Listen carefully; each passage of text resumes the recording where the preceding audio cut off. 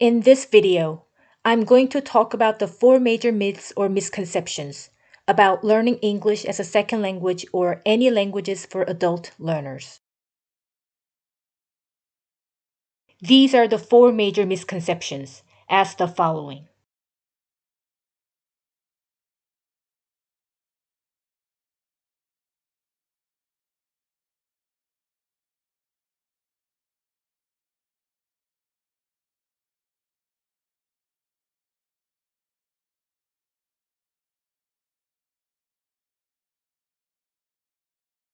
Most English learners and their educators believe that living in or visiting an English speaking country are the most ideal and practical ways for learners to communicate in English proficiently.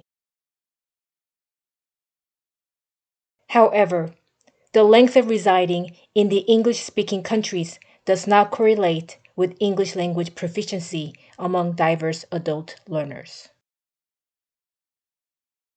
The idea of spending 5 minutes a day playing games online actually comes right back to the burning issue: the lack of basic English communicative skills among those who live in the English speaking countries. English is seen as disguised in familiar words with unexpected forms, since Asian learners often struggle to relate the English language closely with their emotions and intelligence. However, the notion of naturally learning English is widely accepted among ESL learners around the world. In general, most Asian learners assume they know the English language. They have never learned to pay attention to the causes of their distinct challenges as they come in contact with this new linguistic system. They prefer to dive right into the English language, interacting directly with native speakers without special instruction. Upon reading either an entry-level storybook or a New York Times best-selling book, Asian learners, particularly, encounter phonetic, grammatical, and semantic obscurities and inevitably hit a brick wall. They often lose motivation to go on after only a few pages.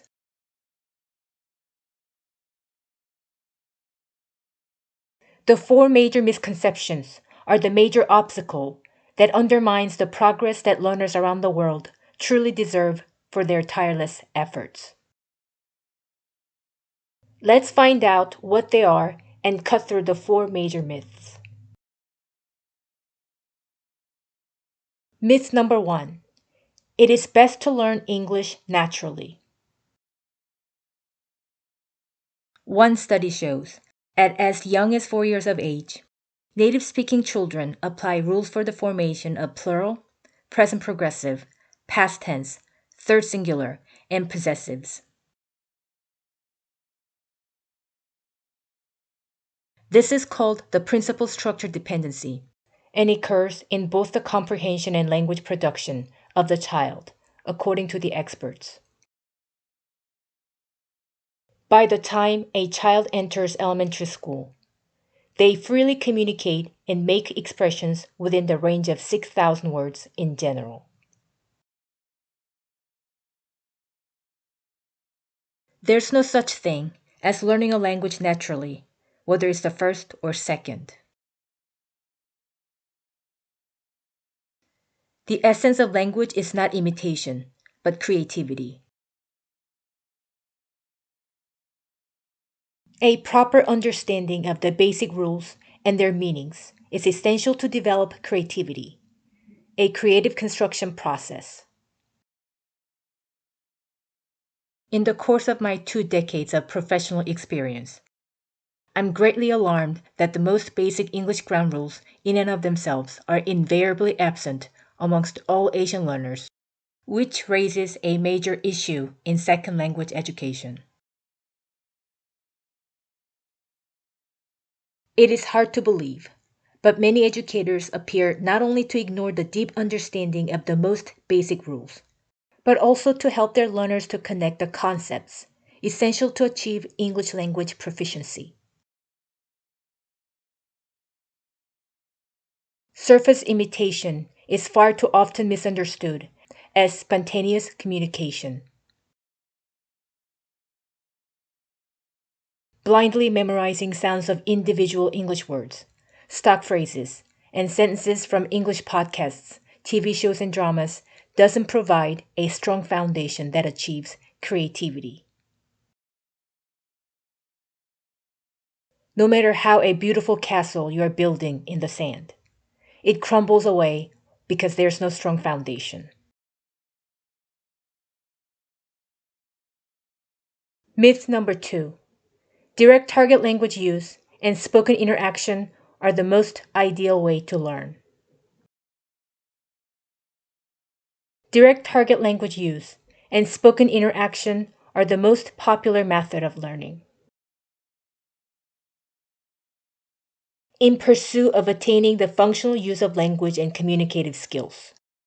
Most educators in Asia support the method of naturally learning without special instruction, while disregarding the values of the forms.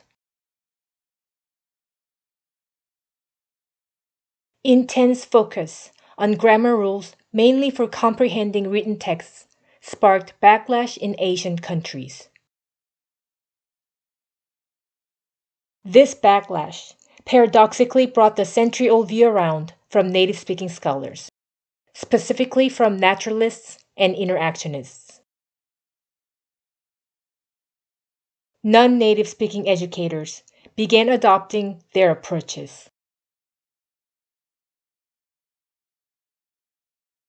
In the hope of speech emergence, the fervent supporters of naturalists and interactionists hold the view that success is measured by the interaction and engagement itself, without any proper prior knowledge.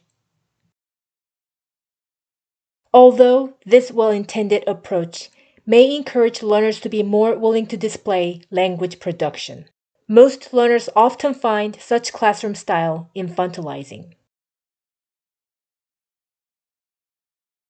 I visited several university campuses in California for a short term ESL course from Korea when I was a teenager.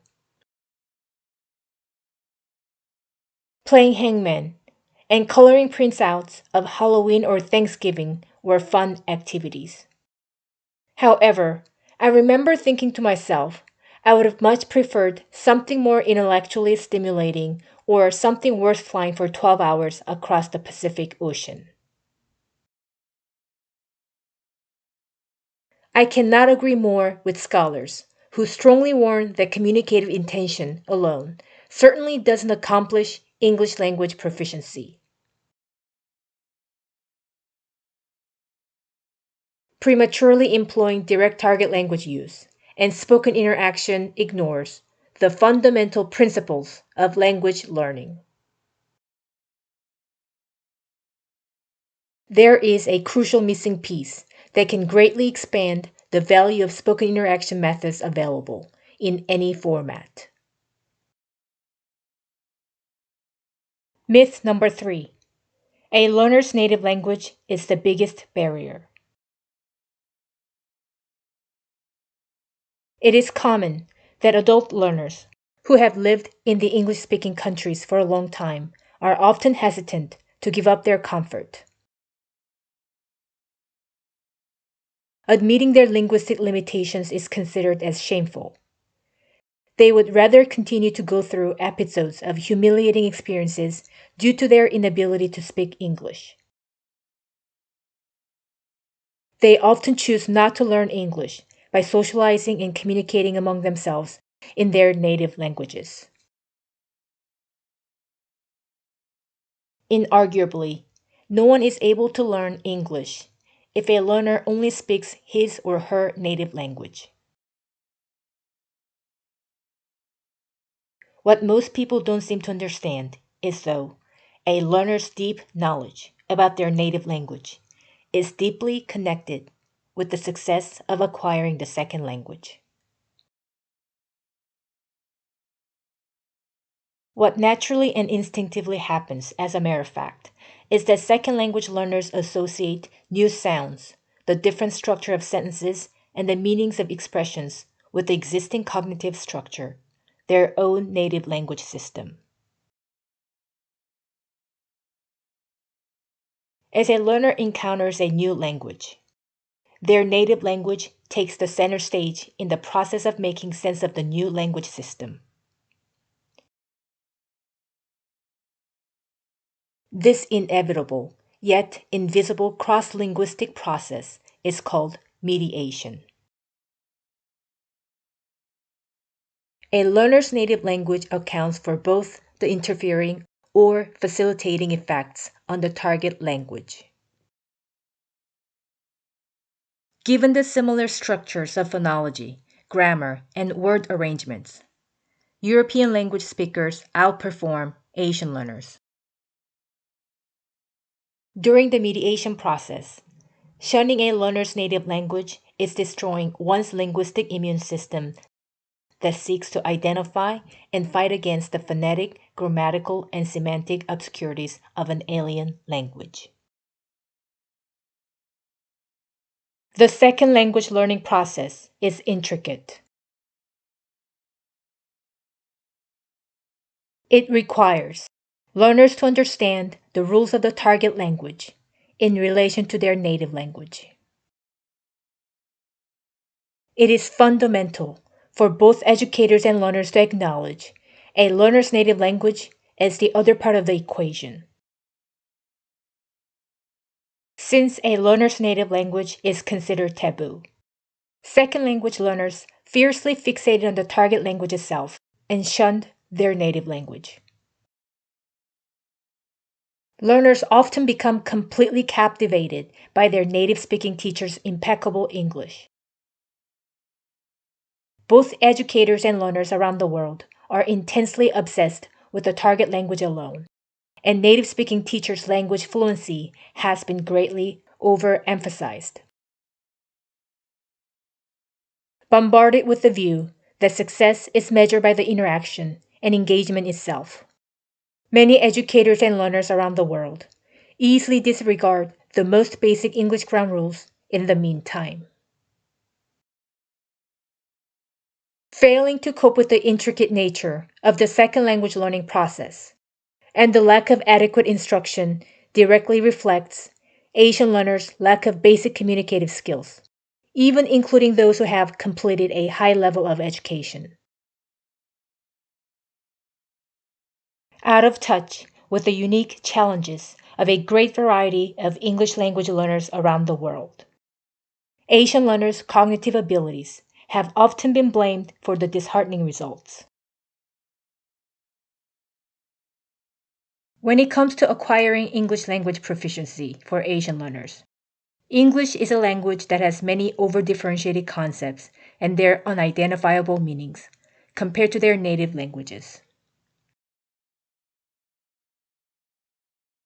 In contrast to European language speakers, they are extremely vulnerable to subtleties of specific sounds, tense uses, and patterns of word arrangements and their meanings, due to the direct influence of their native language. A learner's native language unlocks the mystery, and the forms of English language provide the bedrock of creativity, a creative construction process. In other words, creativity lies in the concrete understanding of the basic English rules, and the basic English rules can fully be acquired only by means of a learner's native language. Asian learners need a more precise approach that acutely zeroes in on the sources of obscurity between English and their native languages in order to successfully overcome the non-existent concepts and therefore develop creativity.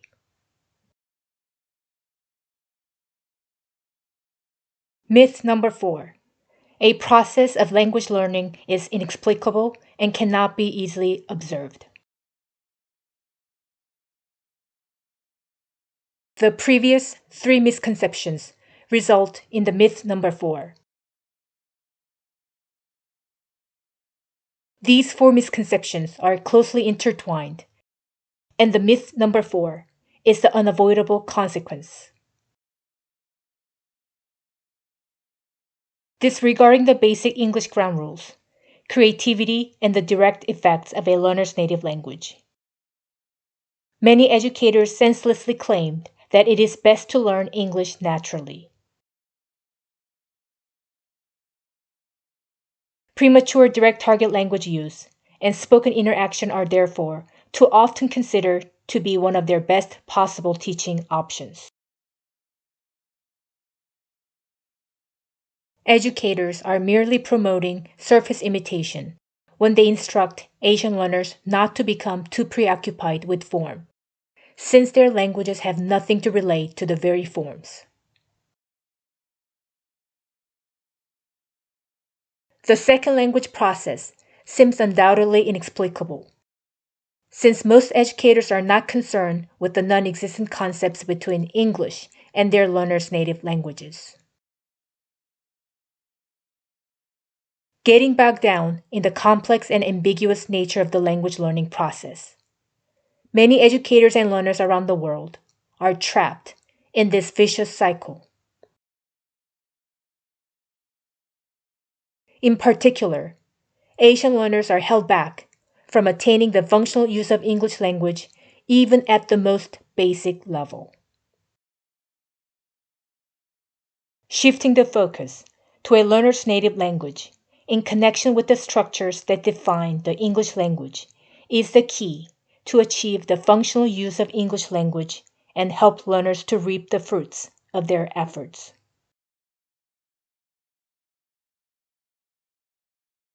I want to show you how I can help you to materialize learners' challenges that have been considered invisible and inexplicable by both educators and learners around the world.